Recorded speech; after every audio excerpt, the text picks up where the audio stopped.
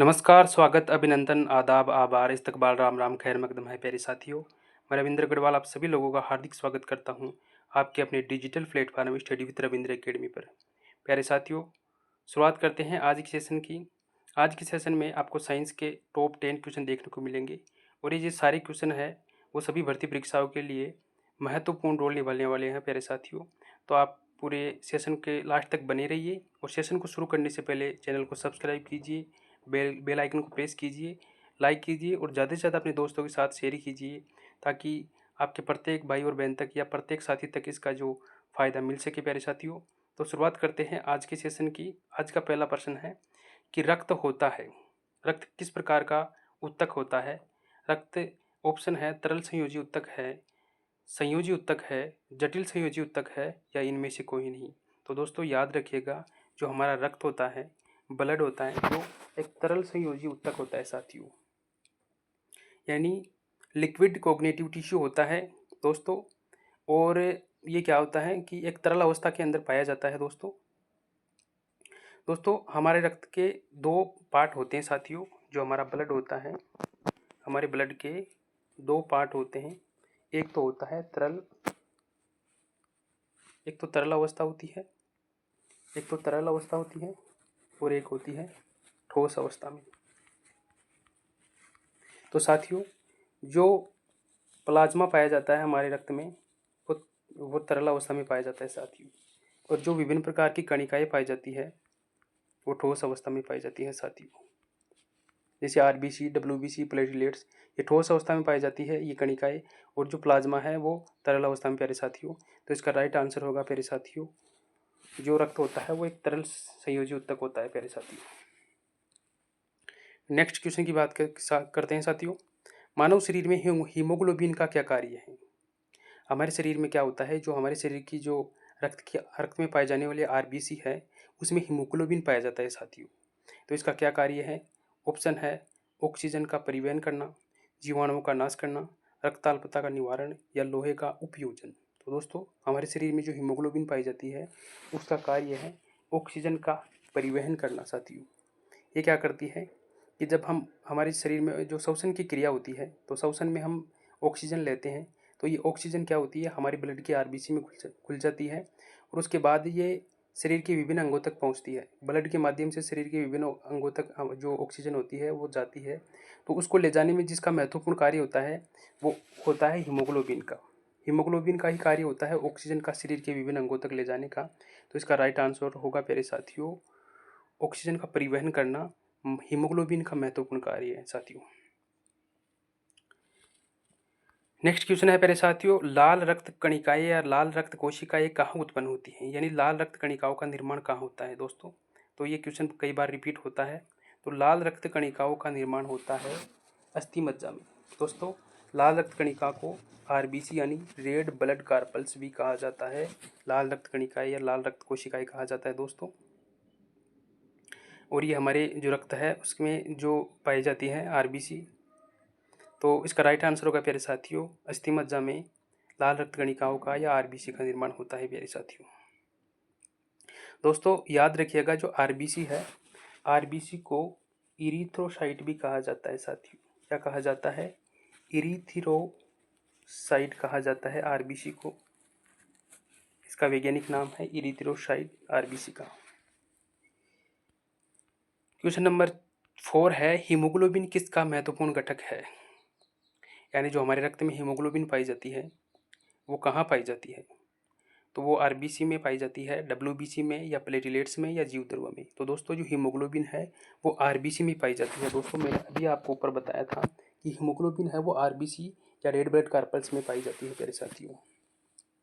तो इसका right answer होगा प्यारे साथियों आरबीसी। इसे इरिथ्रोसाइट भी कहा जाता है। और दोस्तों थोड़ा सा याद रखिएगा, जो डब्ल्यूबीसी है, डब्ल्यूबीसी को थ्रोम्बोसाइट कहा जाता है साथियों। थ्रोम्बोसाइट कहा जाता है। किसको कहा जाता है? थ्रोम्बोसाइट। डब्ल्यूबीसी को थ्रोम्बोसाइट भी कहा जाता है साथियों। और जो प्लेटलेट्स है, प्लेटलेट्स को क्या कहा जाता है साथियों? आपको ये कमेंट बॉक्स में बताना है कि जो प्लेटलेट्स है उन्हें क्या कहा जाता है प्यारे साथियों। कमेंट करके जरूर इसका जवाब देना कि प्लेटलेट्स को वैज्ञानिक भाषा में क्या कहा जाता है। तो इसका राइट आंसर होगा हीमोग्लोबिन है वो आरबीसी में पाया जाता है, यानी कि आरबीसी का ही घटक होता है हीमोग्लोबिन। मनुष्य का हृदय कितने कोष्ठ में बटा होता है साथियों? जो हमारा हृदय है वो कितने कोष्ठ में बटा होता है साथियों? मनुष्य का जो हृदय होता है साथियों, उसके लिए ऑप्शन है 2, 1, 3 या 4। दोस्तों, जो मनुष्य का हृदय है वो प्राय 4 भागों में बटा होता है साथियों, 4 भागों में बटा होता है। और इसमें 4 भाग कौन कौन से होते हैं? 4 भाग होते हैं इसके, दायां दायां अलिंद, दायां अलिंद और दायां निलय। दायां अलिंद, दायां निलय और बायां अलिंद, बायां अलिंद, बायां अलिंद और बायां निलय साथियों। ये होते हैं हमारे हृदय के कोष्ठ, जो ब्लड को शुद्ध करने में इनका महत्वपूर्ण इंपॉर्टेंट रोल होता है प्यारे साथियों। और इनके बीच में कपाट पाया जाता है, दायां अलिंद, दायां निलय और बायां अलिंद, बायां निलय के बीच में कपाट पाया जाता है, जिससे क्या होता है कि ब्लड जो शुद्ध रक्त होता है वो अशुद्ध रक्त से नहीं मिल पाता है। इनके बीच में एक कपाट पाया जाता है, हृदय के दोनों अलिंदों और निलयों के बीच में कपाट पाया जाता है, जो शुद्ध रक्त को अशुद्ध रक्त में मिलने से रोकता है प्यारे साथियों। तो इसका राइट आंसर होगा प्यारे साथियों, जो मनुष्य का हृदय है वो 4 कोष्ठों में बटा होता है। कई बार क्वेश्चन पूछा जा सकता है, मछली का हृदय है वो कितने कोष्ठों में बटा होता है साथियों? जो मछली होता है या मछली होती है सॉरी, तो उसका जो हृदय है वो 2 कोष्ठों में बटा होता है साथियों। और इसमें एकल रक्त परिसंचरण पाया जाता है, यानी कि इसमें केवल एक ही बार है जो ब्लड जो शुद्ध होता है वो केवल एक ही बार होता है, एक ही बार ब्लड है जो कि शुद्ध होता है मछली में। तो इसमें जो हृदय है केवल 2 कोष्ठों में बटा होता है मछली का हृदय। और जो कई प्रकार के सरीसृप होते हैं उनमें जो हृदय है वो तीन भागों में बटा होता है सरीसृपों में साथियों। सरीसृपों की बात हो तो 3 भागों में, मछली में 2 भागों में और मानव में 4 भागों में साथियों। तो इसका राइट आंसर होगा फिर साथियों 4। मानव शरीर में प्लाज्मा कितने प्रतिशत पाया जाता है साथियों? दोस्तों, अभी मैंने ऊपर आपको बताया था कि जो मानव रक्त है वो दो अवस्थाओं में पाया जाता है, एक तो तरल अवस्था में और एक ठोस अवस्था में। जो तरल अवस्था में पाया जाता है वो होता है प्लाज्मा में, और जो ठोस अवस्था में पाया जाता है वो पाया जाता है कणिकाओं के रूप में। तो ये जो तरल अवस्था में पाया जाता है वो 55 से 60% होता है, वो तरल अवस्था में पाया जाता है साथियों। और बाकी जो बच गया वो ठोस अवस्था में पाया जाता है प्यारे साथियों, और वो कणिकाएं के रूप में पाया जाता है, आरबीसी, डब्ल्यूबीसी, प्लेटलेट्स के रूप में पाया जाता है।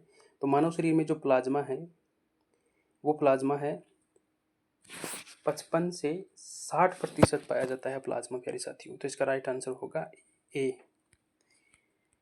क्वेश्चन नंबर 7 है, रक्त में पाई जाने वाली धातु है। रक्त में कौन सी धातु पाई जाती है? कैल्शियम, जिंक, सोडियम या लोहा? दोस्तों, हमारे रक्त में लोहा या आयरन पाया जाता है साथियों, और इसी के कारण रक्त का जो लाल रंग होता है वो लोहे या आयरन के कारण ही रक्त का लाल रंग पाया जाता है प्यारे साथियों। तो रक्त में है जो लोहा या आयरन धातु पाई जाती है प्यारे साथियों। क्वेश्चन नंबर 8 है, मानव में रुधिर को हृदय से शरीर के विभिन्न अंगों तक ले जाने वाली वाहिकाएं कहलाती है। यानी दोस्तों, जो हमारा हृदय है उस हृदय से जो ब्लड होता है वो शरीर के विभिन्न भागों तक कौन सी वाहिकाओं के द्वारा पहुंचता है। यानी दोस्तों, जब हमारे शरीर में जो रक्त होता है, हमारे शरीर में जो रक्त है, जो मान लो कि जो हृदय है, हृदय से क्या होता है कि ब्लड है जो शुद्ध हो गया, ब्लड हमारे हृदय में शुद्ध होने के बाद में किस वाहिकाओं के द्वारा शरीर के अन्य अंगों तक पहुंचता है? तो दोस्तों, उसका राइट आंसर होगा धमनी। धमनी के द्वारा हृदय से जो रक्त होता है वो शरीर की अन्य वाहिकाओं तक पहुंचता है साथियों। तो इसका राइट आंसर होगा धमनी। और दोस्तों, जो अशुद्ध रक्त होता है हमारे शरीर की अन्य वाहिकाओं से, जो अन्य जो धम अन्य जो शरीर की वाहिकाओं में अशुद्ध रक्त पाया जाता है वो शिराओं के द्वारा वापस हृदय में लाया जाता है। यानी कि हमारे शरीर की अन्य अंगों से जो रक्त है वो हृदय में लाया जाता है, वो तो शिरा के द्वारा लाया जाता है साथियों। जबकि जो हृदय में शुद्ध रक्त हो गया वो धमनी के द्वारा शरीर के विभिन्न अंगों में ले जाया जाता है साथियों। तो इसका राइट आंसर होगा धमनी। तो प्यारे साथियों, जो शुद्ध रक्त है वो धमनी के द्वारा शरीर के अन्य अंगों तक पहुंचता है, और जो अशुद्ध रक्त होता है शरीर में वो शिरा के द्वारा वापस हृदय में लाया जाता है। तो इसका राइट आंसर होगा प्यारे साथियों धमनी। रक्त का थक्का बनाने में सहायक कणिकाएं हैं, यानी जब हमारे शरीर में कहीं चोट लग जाती है साथियों, तो हमारे शरीर में जो ब्लड है वो बहने लगता है। दोस्तों, वो रक्त बहने के बाद एक समय के बाद धीरे धीरे वो कम हो जाता है बहना। तो उसका कारण क्या है कि वो धीरे धीरे पहले तेज रफ्तार में बहता है, उसके बाद में धीरे धीरे थोड़ा धीमी अवस्था में हो जाता है, और उसके बाद में वो बंद भी हो जाता है।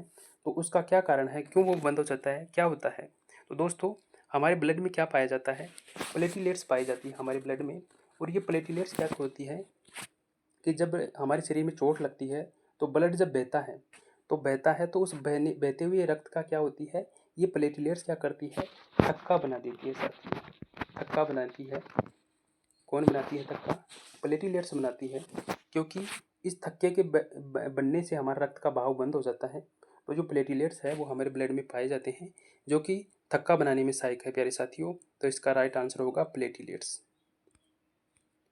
क्वेश्चन नंबर 10 है, मानव में किस प्रकार का रक्त परिसंचरण तंत्र पाया जाता है? एकल रक्त परिसंचरण तंत्र, दोहरा रक्त परिसंचरण तंत्र, एवं दोनों, इनमें से कोई नहीं।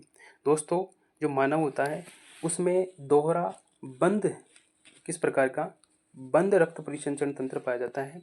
दोहरा इस प्रकार से कहेंगे इसको कि इसमें क्या होता है, ब्लड का जो रक्त होता है, जो ब्लड होता है उसका 2 बार से रक्त होता है वो 2 बार से शुद्ध होता है।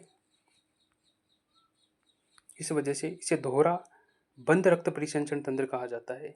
बंद क्यों कहा जाता है? क्योंकि दोस्तों, जो रक्त होता है वो धमनी, शिरा और जो हमारी वाहिकाएं होती हैं उनमें ही रक्त बहता है, इनसे बाहर नहीं जाता, इसलिए बंद रक्त परिसंचरण तंत्र इसे कहा जाता है। मानव में बंद रक्त परिसंचरण तंत्र पाया जाता है, क्योंकि जो ब्लड है वो धमनी और शिरा और अन्य जो कणिकाएं हैं उनसे बाहर नहीं जाता है साथियों, इसलिए इसे बंद रक्त परिसंचरण तंत्र कहा जाता है साथियों।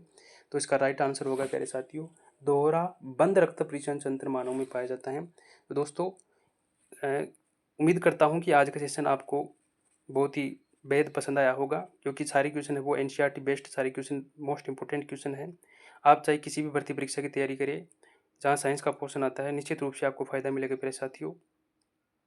दोस्तों, मैं आपके लिए इतनी मेहनत करता हूँ, तो आप थोड़ा सा मुझे मोटिवेशन देने की कृपा करें। इसके लिए आप इस चैनल को सब्सक्राइब कीजिए और ज़्यादा से ज़्यादा दोस्तों के साथ शेयर कीजिए, लाइक कीजिए, ताकि मुझे मोटिवेशन मिले और मैं बेहतर से बेहतर आपके लिए साइंस का कंटेंट प्रोवाइड करवा सकूं।